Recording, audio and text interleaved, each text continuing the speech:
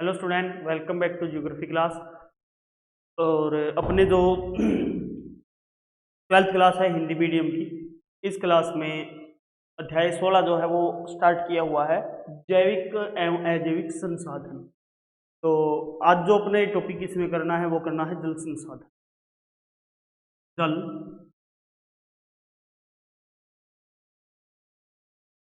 संसाधन, जल संसाधन जो है इसके बारे में आज अपने स्टडी करनी है। देखिए, जल संसाधन जो है इसकी बात करें तो इसके बारे में कुछ बातें अपने कल हो चुकी थी।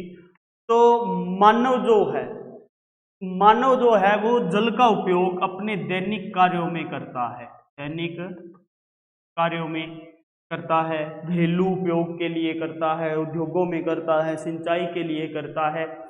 तो उसका जो दैनिक जीवन है, उस दैनिक जीवन में जल का उपयोग होता है। जल का जो महत्व है वो मानव जीवन में सर्वोपरि रहा है, प्राचीन समय से लेके ही। जल जो है इसको एक अनिवार्य, सीमित और एक अति संवेदनशील संसाधन माना जाता है। इसको एक अनिवार्य, सीमित एवं अति संवेदनशील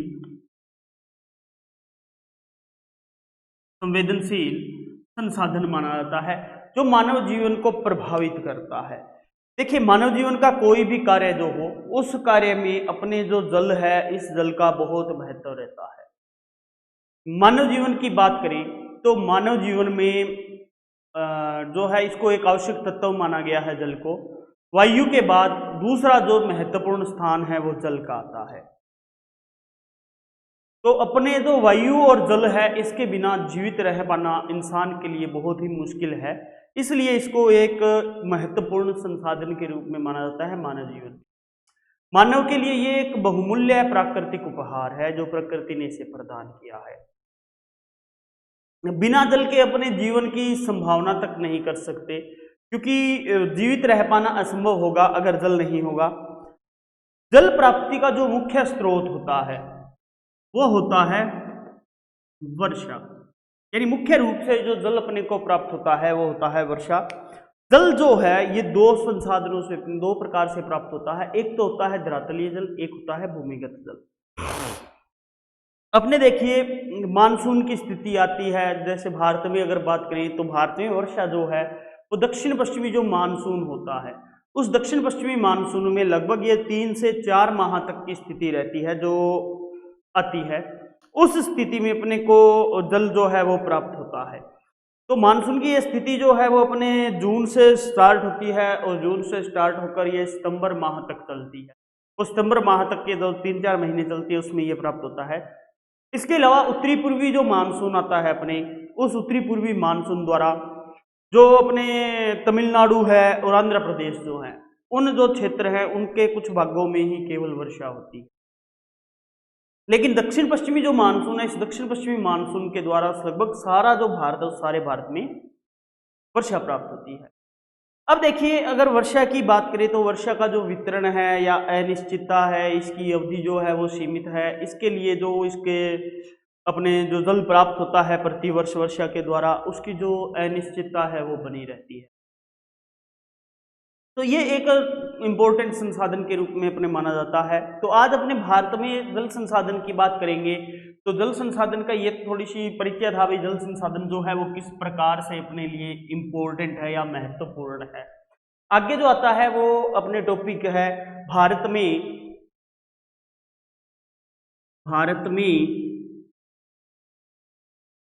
जल संसाधन की उपलब्धता।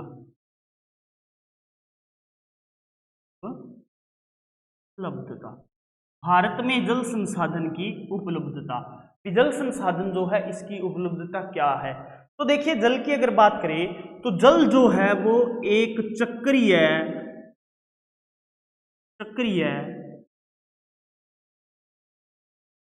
संसाधन है। जल जो है वो एक चक्रीय संसाधन है। चक्रीय संसाधन माना जाता है भाई, इसका जो चक्र है वो चलता रहता है। चक्र के द्वारा ये होती है, और जो अपनी पृथ्वी है उस पृथ्वी पर प्रचुर मात्रा में पाया जाता है, पाया जाता है। पृथ्वी की अगर बात करें तो पृथ्वी की जो सतह है या पृथ्वी की बात करें तो पृथ्वी का जो धरातल है लगभग उसका जो धरातल है वो 71% धरातल जल से ढका है, जो मुख्य रूप से मुख्यतः लवणीय है। 71% से ढका है जो मुख्यतः लवणीय है। केवल इस 71% में से केवल 3% अलवणीय जल है, 3% अलवणीय जल है। 71 में से सिर्फ 3% अलवणीय जल है जो पीने के काम में आता है, उसकी बात करेंगे। तो देखिए अपने यहां बात कर रहे हैं जल संसाधन की, तो भारत का अगर भूभाग देखा जाए तो विश्व का वो भूभाग परसेंट जो रखता है भारत, वो 2.45% भूभाग रखता है, भूभाग जो रखता है 2.45% भूभाग रखता है। इस 2.4% भूभाग पर भारत के अंदर 2.4% भूभाग पर 4% जो है जल संसाधन है, जल संसाधन है भारत में। 4% जल संसाधन है भारत के अंदर। इसके अलावा अगर मानव संसाधन की बात करें तो 7.5% मानव संसाधन है। तो 4% जल संसाधन जो है वो भारत में पाया जाता है। अब भारत की जो विशालता है, इस विशालता को देखते हुए या इसकी प्राकृतिक जो भिन्नता है, इस भिन्नता को देखते हुए प्राकृतिक भिन्नता के कारण जो जल की उपलब्धता है, उस उपलब्धता में अत्यधिक अपने जो वितरण है वो दृष्टिगोचर होता है, अत्यधिक दृष्टिगोचर होता है। भारत में जल के जो स्रोत हैं, उन स्रोतों की बात करें तो भारत में जल के स्रोत 2 प्रकार के हैं। भारत में जल के स्रोत जल के स्रोत, तो भारत में जल के जो स्रोत हैं ये 2 प्रकार के स्रोत पाए जाते हैं, 2 प्रकार के पाए जाते हैं, जिसमें से एक आता है धरातलीय जल स्रोत और दूसरा जो आता है वो आता है भूमिगत जल स्रोत, भूमिगत जल स्रोत जो है। तो ये 2 स्रोत अपने पाए जाते हैं। अब इसमें अपने जो है पहले स्टडी करेंगे धरातलीय जल स्रोत, धरातलीय जल स्रोत। धरातलीय जल स्रोत की बात करें, धरातलीय जल स्रोत, धरातलीय जल स्रोत की बात करेंगे सबसे पहले। अब धरातलीय जल स्रोत में सबसे पहले जो बात होगी वो होगी वर्षा की। देखिए धरातलीय जल स्रोत के अंदर वर्षा जो है ये एक मूल स्रोत है, वर्षा जो है ये एक मूल स्रोत है जल का, वर्षा जल का मूल स्रोत है। मूल स्रोत इसको किस लिए माना जाता है? इसलिए माना जाता है क्योंकि जल जो है वो वर्षा से ही प्राप्त होता है, ज्यादा जल माना जाता है। भारत में अगर बात करें तो भारत का 32.87 लाख वर्ग किलोमीटर क्षेत्र, यानी 32.87 लाख वर्ग किलोमीटर भूमि क्षेत्र जो है, भूमि क्षेत्र जो है, ये भूमि क्षेत्र प्रति वर्ष, यानी भूमि क्षेत्र पर प्रति वर्ष औसतन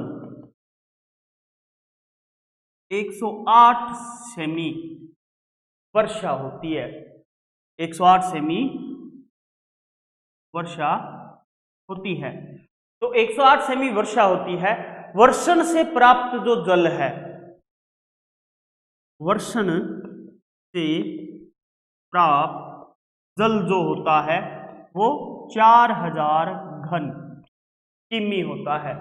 4000 घन किमी जो है अपने वर्षण से प्राप्त जल होता है 4000 घन किलोमीटर। अब 4000 घन किलोमीटर में से 1869 घन किमी जल या 1869 घन किलोमीटर जो जल है वो जल धरातलीय जल के रूप में कहाँ जाता है? नदियों में, नदियों पर, बांधों में, तालाबों में, झीलों में, नालों में जो है धरातलीय जल बहता है, धरातलीय जल बहता है। अब 4000 घन किमी की बात हो रही है तो इसमें से 1341 घन किमी जो जल है, 1341 घन किमी जो जल है वो जल वाष्पीकरण और मिट्टी द्वारा सोख लिया जाता है, करण व मिट्टी के द्वारा वाष्पीकरण होकर चला जाता है। शेष जो बचा 790 घन किमी जल, तो ये घन किमी जल जो है वो भूमि द्वारा सोख लिया जाता है, जल भूमि द्वारा सोख लिया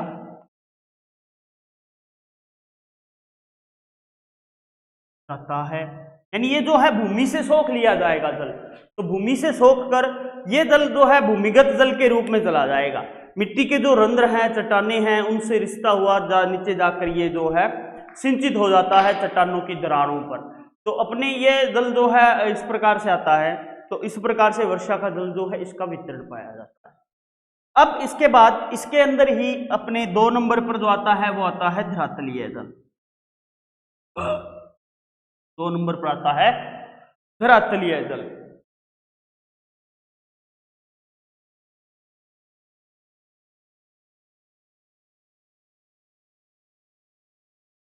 अब धरातलीय जल देखिए कौन सा होता है?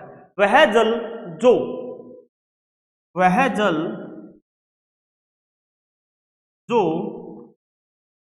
वर्षण द्वारा नदियों, ठीक है, एक तो नदियां हैं, तालाबों, बांधों और नालों द्वारा प्राप्त होता है या नालों से प्राप्त होता है धरातलीय जल कहलाता है, धरातलीय जल कहलाता है, तो उसको धरातलीय जल कहा जाता है। अब धरातलीय जल की बात हो रही है ये, तो देखिए धरातलीय जल जो है यहां पे अपने को प्राप्त होता है। अब धरातलीय जल जो है अपने को यहां से प्राप्त हो गया,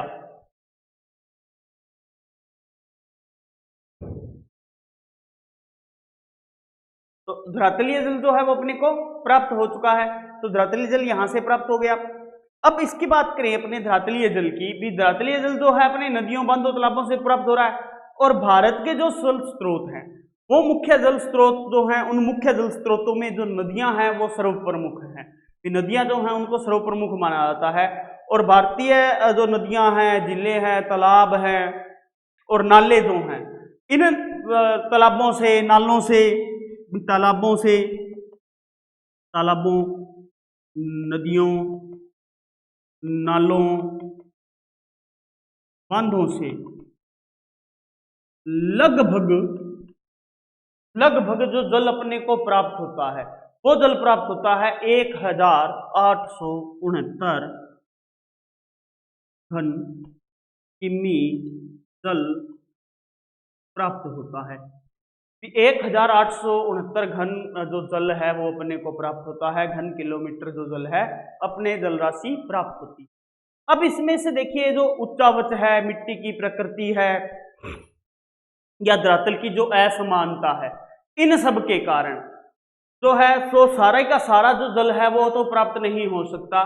तो इसमें से केवल, यानी ये जो 1869 घन किमी है, इसमें से केवल 690 घन किमी, यानी इसमें से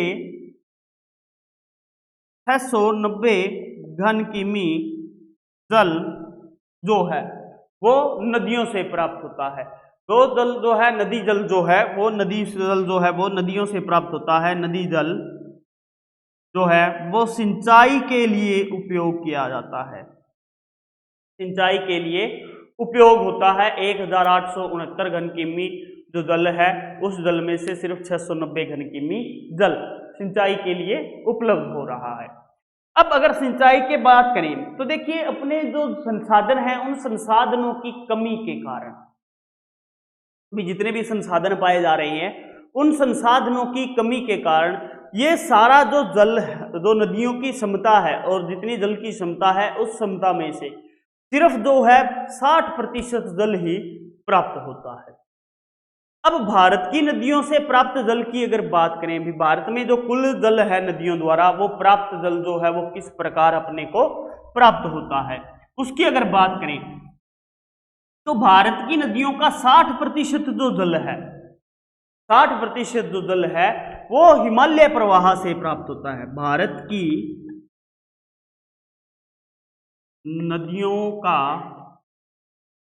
कुल जल जो है उसकी बात करें तो इस कुल जल में से अपने को जो 60% जल प्राप्त होता है वो हिमालय प्रवाह से होता है, हिमालय प्रवाह की नदियों से होता है, जिसमें अपने आ जाती है सिंधु, गंगा, ब्रह्मपुत्र जो हैं, इनसे प्राप्त होता है। 60% जल अपने को इनसे प्राप्त होता है। 60% जो हो गया, 16% जो है अपने मध्य भारत की नदियां जो हैं, मध्य भारत की जो नदियां हैं जैसे नर्मदा, ताप्ती, महानदी जो हैं, इनसे अपने को 16% प्राप्त होता है। 24% जो जल है भारत में वो दक्षिणी भारत की नदियों से प्राप्त होता है। नदियों से प्राप्त होता है, जिसमें गोदावरी, कावेरी, कृष्णा जो नदियां हैं। तो इस प्रकार से अपने भारत में जो जल है वो प्राप्त होता है। तो अपने ये तो जल की प्राप्ति की बात आ गई। अब आगे बात आती है धरातलीय जल का उपयोग। तो ये तो धरातलीय जल के बारे में हो गया सारा, भाई इस प्रकार से अपने को जल जो है वो प्राप्त हो रहा है। अब आगे बात आती है धरातलीय जल का उपयोग। धरातलीय जल का उपयोग, देखिए जो धरातल पर अपने को जल प्राप्त हो रहा है, इस जल का मुख्य जो उपयोग है वो कहां कहां होता है। तो सर्वाधिक जो उपयोग किया जाता है, इसका सर्वाधिक उपयोग वो किया जाता है कृषि कार्यों में। सर्वाधिक जो उपयोग है वो कहां हो रहा है, कृषि कार्यों में हो रहा है।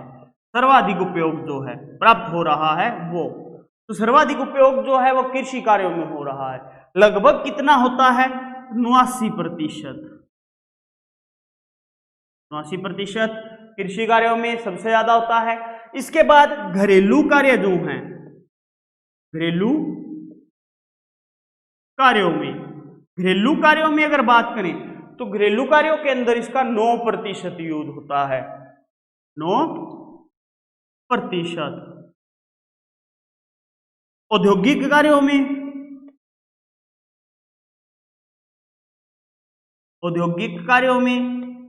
तो औद्योगिक कार्यों में इसका 2% यूज होता है। तो इस प्रकार से ये जो जल अपने को प्राप्त हो रहा है, इसका अपने प्राप्त हो रहा है। अब ये जल जो है वो अपने को नदियों, झीलों, तालाबों आदि से प्राप्त होता है। अब अगर बात करें अपने आगे तो वो आएगी भूमिगत जल की। भूमिगत जल, यानी वह जल जो भूमि से निकाला जाता है साधनों से, विभिन्न प्रकार के जो साधन हैं उन साधनों का उपयोग करते हुए कृत्रिम तरीके से जो निकाला जाता है भूमिगत जल स्रोत या जल संसाधन, भूमिगत जल संसाधन 2 नंबर पे। तो भूमिगत जल संसाधन की बात कर रहे हैं तो देखिए भारत में वर्षण से जो कुल प्राप्त जल होता है वो तो अपने 4000 घन किमी होता है, और 4000 घन किमी में से 790 घन किमी जो जल है वो भूमिगत जल के रूप में चला जाता है। अब इसमें से जो 790 घन किमी यानी 790 घन किमी कहाँ चला जाता है? भूमिगत जल के रूप में, जल के रूप में। अब 790 घन किमी जल जो है वो भूमिगत चला गया। अब इसमें से अपने जो धरातल है, ऊपरी जो सतह है भूमि की, उस ऊपरी सतह तक जो है 430 घन किमी जल धरातल की ऊपरी सतह तक पहुंच पाता है। मतलब ऊपरी सतह तक जो वापस लाया जाता है जल वो 430 किमी लाया जाता है। प्रत्यक्ष रूप से इसका जो उपयोग किया जाता है कृषि उत्पादन के लिए वो जल यही होता है।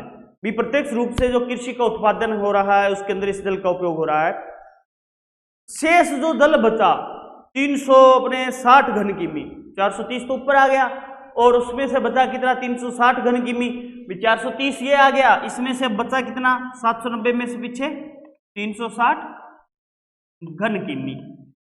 शेष जो बचा जल है वो जल धरातल के नीचे प्रवेश्य स्तर तक पहुंचता है और कठोर और अभेदन जो चट्टानें हैं उन चट्टानों पर एकत्रित हो जाता है, और यही जो जल है वो बावड़ी, कुएं, नलकूप खोद कर प्राप्त किया जाता है।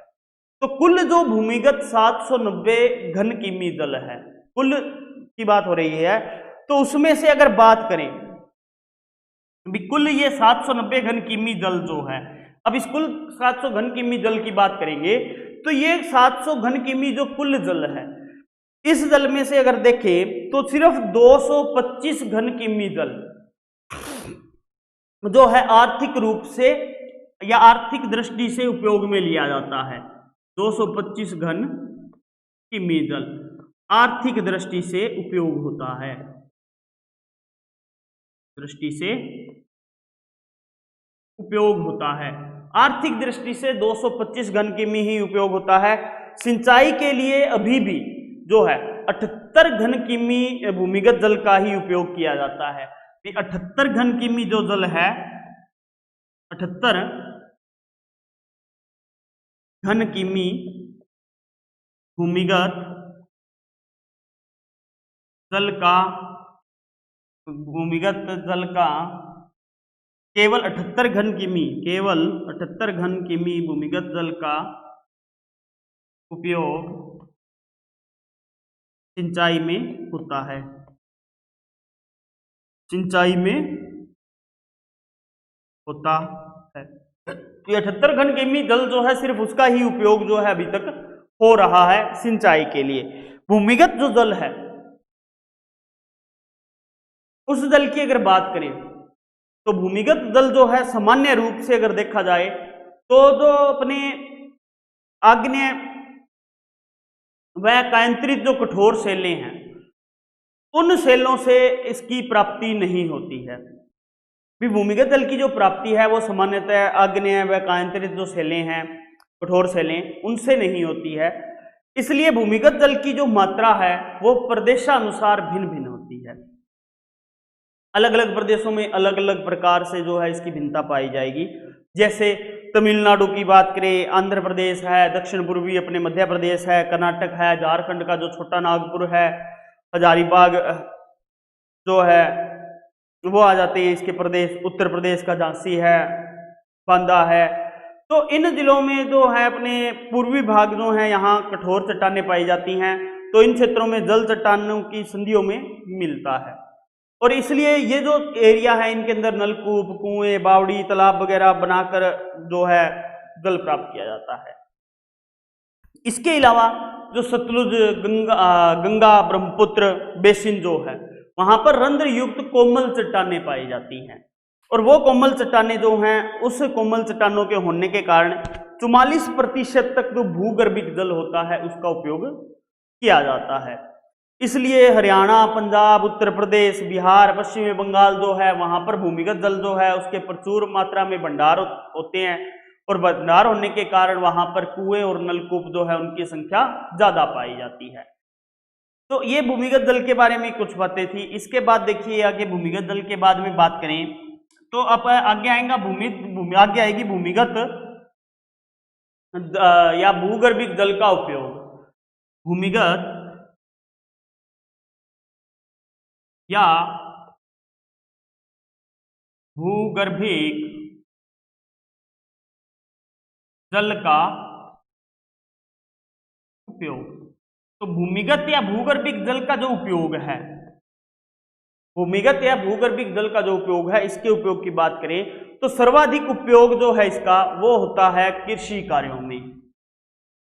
सर्वाधिक उपयोग कृषि कार्यों में 92% तक होता है, 92% तक। घरेलू कार्यों में 3% तक, औद्योगिक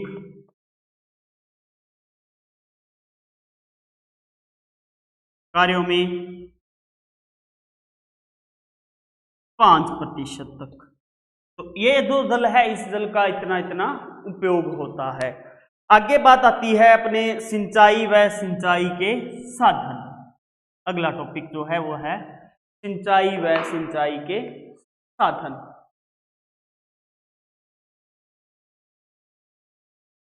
सिंचाई व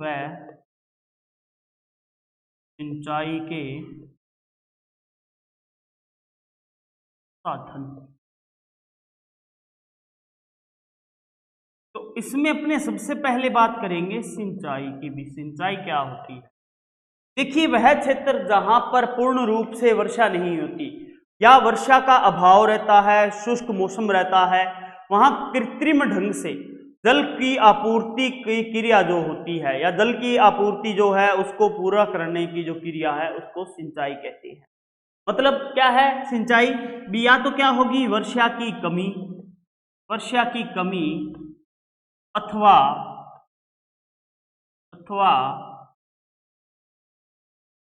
जल के अभाव में कृत्रिम ढंग से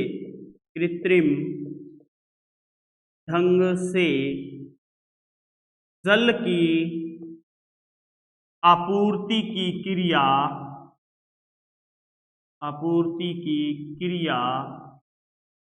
सिंचाई कहलाती